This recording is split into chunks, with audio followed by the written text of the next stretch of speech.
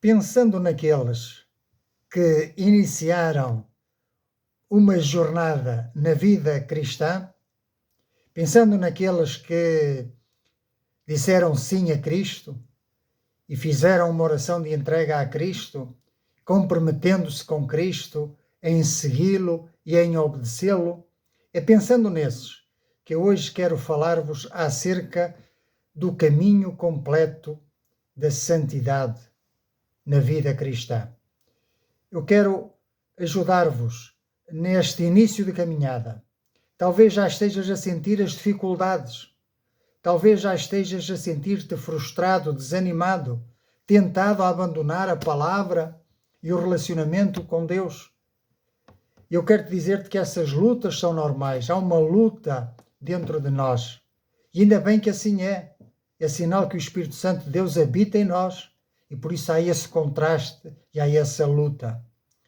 E para te ajudar a compreender esta situação que estás a viver e para te ajudar a ultrapassar e a seguir em frente, eu quero, de uma forma muito resumida, fazer uma caminhada pelo livro de Romanos, nos capítulos 6, 7 e 8.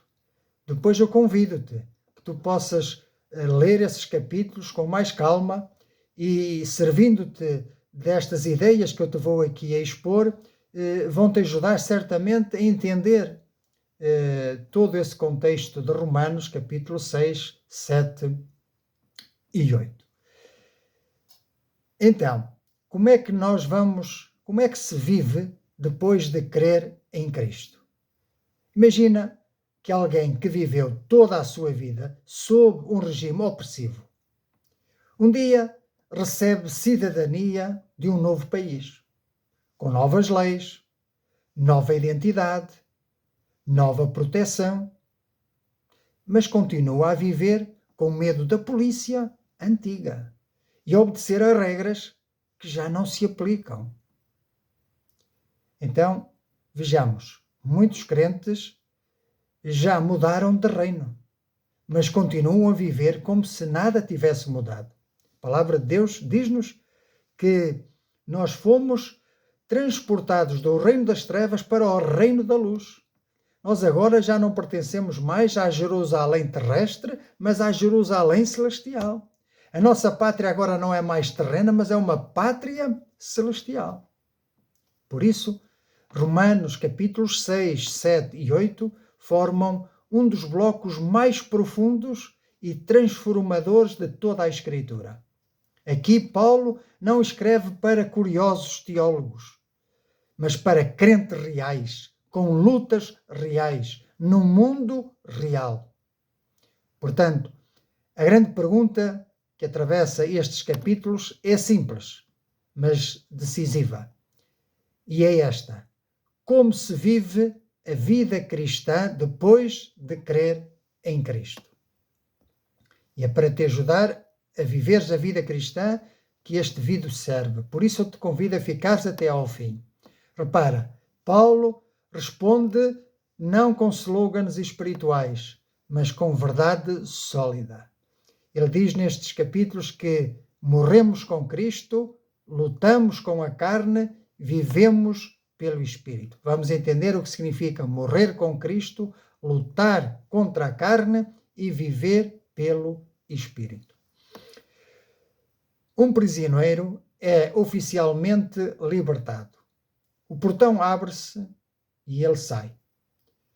Mas, dias depois, continua a acordar à hora antiga, a pedir permissão para tudo e a obedecer a ordens que já não têm autoridade. Isto quer dizer que a prisão acabou, mas a mentalidade ainda não mudou. Então, se nós tínhamos uma mentalidade da vida velha, precisamos agora ter a nova mentalidade da vida nova.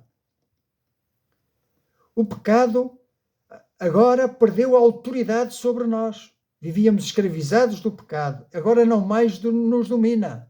Podemos cair, mas libertamo-nos. Porém, muitos continuam a obedecer-lhe por hábito, continuam a cair nos mesmos erros, nas mesmas práticas malignas. que lhe trazem tristeza, dor e sofrimento. E Deus ama-te e não quer que vivas nessa situação. Por isso, a Bíblia fala-nos aqui em Romanos 6,4 que fomos sepultados com ele pelo batismo na morte. Então, isto significa que existe uma ordem. Fomos sepultados com ele pelo batismo na morte. Ou seja, temos que viver como se já estivéssemos mortos em Cristo, sepultados com Cristo. Por isso o batismo nas águas significa isto mesmo. Quando a pessoa mergulha nas águas, desce às águas, por isso que a Bíblia, penso ser clara a mostrar-nos que o batismo deve ser por imersão, é assim que eu creio. A pessoa deve ser toda submergida na água, significando isto que fomos sepultados, que estamos mortos para a vida velha, e quando saímos da água, significa que ressuscitamos para uma nova vida, para uma vida transformada, uma vida em Cristo, por Cristo e com Cristo. Portanto, a vida cristã não começa com esforço humano, começa com identificando-nos com Cristo pelo batismo. O pecado, portanto, não esqueças, esse é o próximo passo para aquele que crê, é descer às águas, batizar-se, identificar-se com Cristo na sua morte e na sua ressurreição. Não é que o batismo em si ou o mergulho nas águas em si tenha algum poder milagroso, é apenas um ato simbólico, mas que reflete uma realidade espiritual que é real, que é verdadeira e que é verídica, que é a transformação espiritual que ocorre na nossa vida. Mortos para o pecado, mortos para a velha vida, para a velha natureza, e agora somos nova criatura em Cristo Jesus. Por isso, é uma identificação com Cristo. Agora sou discípulo de Cristo. É o que isso significa. O pecado ainda tenta, mas já não reina. Já não tem direito igual sobre o crente. Então nós lutamos para obter libertação, mas já estamos livres e lutamos a partir dessa libertação. A nossa luta agora já não partimos como derrotados, mas como vencedores, porque Cristo venceu a morte, venceu Satanás e venceu o pecado. E Ele agora dá-nos essa força para também vencermos. Então, muitos crentes, vamos aplicar isto à nossa vida, vivem como prisioneiros, libertados, que continuam a obedecer ao carcereiro antigo. Portanto, a pergunta não é se sou tentado, mas a quem ainda obedeço. Já mudastes de senhorio? Nós dizemos que sim, aceitei a Cristo como Senhor, porém continuamos a ter outros senhorios, outros senhores na nossa vida. Precisamos eliminá-los todos para que Cristo reine em nosso coração e na nossa mente. Precisamos pertencer-lhe a Ele completamente. Imagina um carro novo, com volante, travões, faróis e um mapa perfeito do caminho a seguir, mas o carro não tem motor. Ou seja, o mapa diz-te para onde ir, por onde ir, porém o carro não anda, não sai do sítio. A lei mostra o caminho certo, mas não dá poder para chegar lá. Então, saber o que é certo não é o mesmo que conseguir viver à altura do que sabemos ser certo. Vejamos outra ilustração. O médico faz um diagnóstico impecável, explica a doença com detalhe até, mas não dá tratamento. O doente sai dali informado, porém continua doente. A verdade é esta, é que a lei faz o diagnóstico do nosso pecado e da nossa morte espiritual e de condenação eterna. Porém, é somente Cristo que cura. Precisamos desse remédio, não é? Na nossa vida, precisamos de aceitá-lo e agora viver nele e por ele. Portanto, ainda que a lei seja santa, justa e boa, eu sou carnal, diz o apóstolo Paulo. E então, a lei não é má. Ela revela o bem, porém não produz o poder para eu viver esse bem, ou para praticar esse bem. Portanto, o bem que eu quero, acabo por não fazer. Essa é a luta que tu sentes, é ou não é?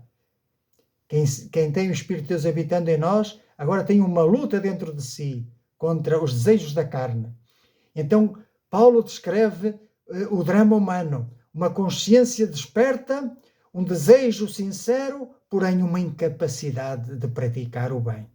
Este capítulo não descreve a vitória cristã, mas a falência da autossuficiência espiritual. Ou seja, isto revela-nos que nós, enquanto dependermos de nós próprios, falharemos.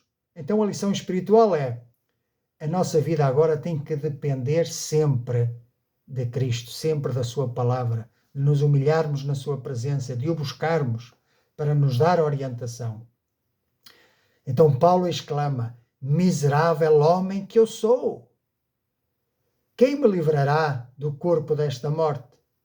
Pois o bem que quero fazer não o faço, e o mal que não quero fazer, esse faço.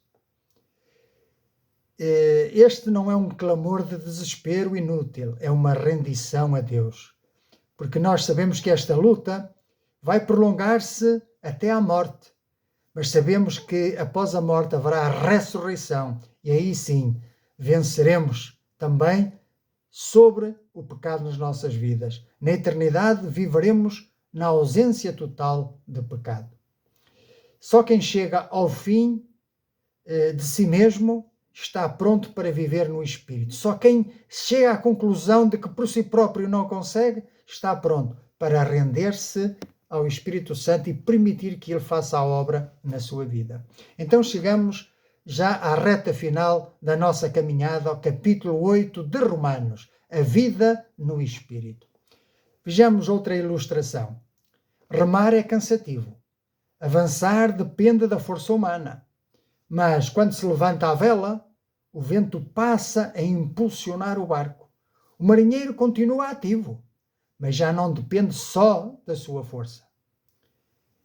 A verdade que aprendemos daqui é que viver no Espírito não é passividade, é dependência correta. Porém, o Espírito sopra e impulsiona-nos. É ou não é? Graças a Deus. Então, como é que aplicamos isto à nossa vida?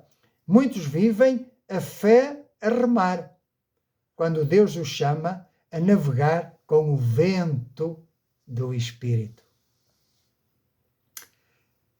Vejamos outra ilustração. Uma criança pode atravessar a rua sozinha, certo? Com medo e risco. Ou pode fazê-lo de mão dada com o pai, em segurança. A verdade aplicada às nossas vidas é que a vida cristã não é a ausência de perigos, mas é uma presença constante de um relacionamento, é alimentar constantemente este relacionamento com Deus, para que vamos de mãos dadas com Deus. E não somos nós a segurar a mão de Deus, é Ele a segurar a nossa mão. Há um cântico que diz: seguro na mão de Deus, seguro na mão de Deus. Amém? Pois Ele te sustentará. Aleluia! Bendito seja o nome do Senhor. Então agora, este foi o nosso ponto de partida, não é? Chegamos a Romanos 8 e diz: agora, pois, nenhuma condenação há para os que estão em Cristo Jesus. Já não vivemos mais com medo, mas vivemos debaixo da graça de Deus, sabendo que somos aceitos por Deus. Vivemos então uma nova vida em Deus, impulsionados pelo Espírito, movidos pelo Espírito, orientados pelo Espírito Santo. Então já não é mais o eu que governa a nossa vida, mas é o Espírito Santo que passa a governar nas nossas vidas. A vida cristã deixa de ser então um esforço individual e passa a ser uma vida partilhada com Deus. E agora veja algo interessante, que de escravos nós passamos a ser considerados filhos. Veja uma ilustração para nos ajudar a compreender. Um empregado entra em casa com cuidado. Medo de errar, medo de ser despedido. O filho entra à vontade, sabe que pertence ali, mesmo quando falha. Então, o servo obedece para ser aceite. Porém, o Filho obedece porque já é aceite e porque já é amado por Deus. Então nós não servimos mais a Deus por medo, mas porque somos aceitos e somos amados por Deus. Recebestes, diz o apóstolo Paulo no capítulo 8, o espírito de adoção. Agora somos tratados como filhos. O crente já não vive para provar o que quer que seja, mas vive como um filho que pertence à casa do Pai. Isto fala-nos de uma segurança. Temos segurança em Cristo. Ainda que pareça que falhamos, estamos seguros em Cristo, porque nada nos separará do amor de Deus. Veja uma ilustração. Um alpinista pode escorregar, pode até cair, mas se estiver bem preso à corda, a sua vida pode ser salva. Assim também, esta é a verdade espiritual. A nossa segurança não está na força do nosso braço, mas na firmeza da potente mão de Deus, que não nos deixará cair definitivamente. Por isso, a aplicação que podemos fazer à nossa vida não é o nosso amor por Deus que nos sustém, mas é o amor dele por nós. Isto é confiança em Deus, está a ver? É passar da confiança em nós próprios para passar a confiarmos em Deus. Então, Paulo não promete a ausência de dor, nem de sofrimento, mas apela-te para viveres na dependência de Deus. O verdadeiro evangelho não é o evangelho que oferece tudo de mão beijada. A Bíblia diz-nos que somos bem-aventurados por crer, não somente em crer em Deus, mas em padecer por Ele. Não somente em crer em Cristo, mas a padecer por Ele, porque uma vida de fidelidade ao evangelho leva consigo perseguição, incompreensão, traz sofrimentos, provações, mas em tudo somos mais do que vencedores. Amém?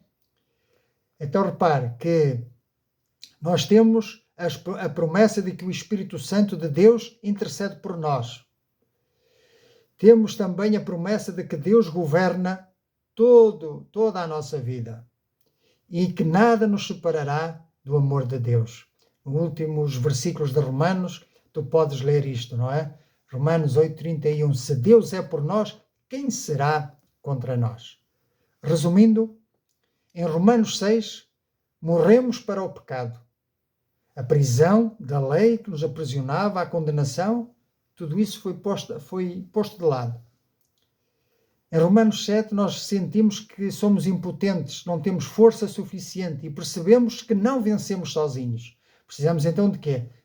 Do sopro do vento do Espírito Santo de Deus em nós, por meio da sua palavra. Não esteja à espera, não vá lá para fora, para a rua, apanhar um bocadinho de vento na cara, a pensar que as coisas mudam. Não. É de joelhos, em oração, e sentados ou em pé, meditando na palavra de Deus. Porque o Espírito Santo fala-nos das coisas que já estão escritas. Ele nos revela, nos traz à luz, nos dá entendimento daquilo que está escrito, para que isto não passe de letra morta e passe a ser espírito vivificante nas nossas vidas. Então passamos a vencer porque não estamos sozinhos, vamos de mãos dadas com Deus. E vivemos pelo Espírito, vivemos uma vida acompanhada, vivemos pela palavra. Portanto, a vida cristã não é uma perfeição imediata, mas também não é uma derrota constante, mas é uma dependência diária e é um caminhar para a maturidade. Assim como uma criança vai crescendo e alimentando-se, assim nós também vamos crescendo rumo à maturidade. Por isso, até lá não desanime, não baixe os braços, mas siga em frente, em nome do Senhor Jesus. A aplicação prática para nós é: se vives culpado, lembra-te que agora não há condenação para aqueles que estão em Cristo Jesus. E se lutas, não estás perdido, estás a aprender a depender mais de Deus. Porém, se tentas vencer sozinho, precisas de mudar de direção, precisas de aceitar a ajuda que Deus te oferece em Cristo Jesus. Por isso, vive como filho e já não mais como escravo. Confia no Espírito Santo, mais do que na tua própria força. Para terminar, imagina uma criança cai muitas vezes antes de andar com firmeza. Porém, o pai não a rejeita por cair. Antes, incentiva-a a levantar-se. Por isso, eu também te quero incentivar a levantar-te. Se estás nesta nova caminhada com Deus, não desanimes. Levanta-te. Se caíres 100 vezes, levantar-te-ás 1000 vezes, 1.000.000 de vezes, as que forem precisas. Porque Deus está conosco. Não estamos sós. Maior é aquele que está em nós do que aquele que está no mundo. Por isso a verdade é esta, que crescer na fé não é nunca cair, mas é nunca desistir de andar com Deus. Portanto, Romanos 6 diz-nos, já não és quem eras. Romanos 7 ensina-nos, não consegues viver sozinho. E Romanos 8 proclama que Deus vive em ti e que nada nem ninguém nos separará do amor de Deus. E é por isso que podemos dizer e concluir que graças a Deus por Jesus Cristo, nosso Senhor. É através dele, por ele e para ele, que nós damos graças a Deus. E agora quero convidar-te a uma oração que possas orar, uma oração de entrega ao Senhor, uma renovação de votos, de compromisso, para que o seu Espírito Santo possa atuar na nossa vida. Fecha os teus olhos e vamos orar. Pai Santo, tenho ouvido as tuas palavras e tenho entendido que por mim mesmo, sozinho, não poderei vencer, não poderei alcançar vitória. Entendi que preciso de ti. Entendi que preciso depender da ação do teu Espírito Santo na minha vida. Entendi que dependo da meditação diária na tua palavra. Entendi que preciso de melhorar o meu relacionamento contigo através da oração. Entendi que sem ti nada sou e nada posso fazer. Mas também entendi que contigo já nenhuma condenação há para os que estão em Cristo Jesus. Entendi que a vida velha já está passada, eis que tudo se fez novo. Entendi que agora sou cidadão do céu. Entendi que agora sou tratado como filho e não mais como inimigo ou escravo. Entendi que tu me amas. Entendi que tu, apesar das minhas quedas, me seguras pela mão e me incentivas a levantar-me e a seguir em frente. Por isso eu estou aqui agradecendo-te por tudo o que tens feito na minha vida. Estou aqui para te agradecer pela presente, pela dádiva, pelo dom imerecido da salvação, da graça que há em Cristo Jesus. Por isso estou grato diante de ti. Apesar das dificuldades, eu estou grato. Eu quero dar-te graças, quero dar-te louvores, quero dar-te honra, quero dar-te glórias, pois só tu és digno de receber toda a honra, toda a glória e todo o louvor, agora e para sempre. Amém. Em nome de Jesus. Amém. Assim seja. Que o Senhor possa ricamente abençoar a tua vida e a minha também. Já sabes, mais um conselho, não te isoles. Procura outros cristãos que tenham esta fé bíblica e vamos seguir juntos, vamos seguir em frente, porque a vitória é certa e o melhor ainda está para vir. Crês nisto? Então, força!